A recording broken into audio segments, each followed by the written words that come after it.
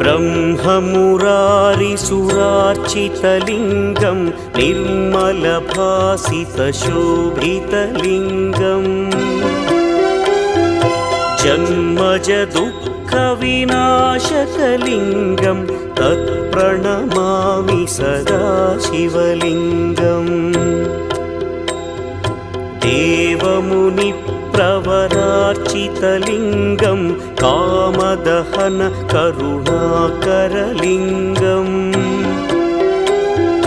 रावणदर्पविनाशकलिङ्गं तत्प्रणमामि सदा शिवलिङ्गम्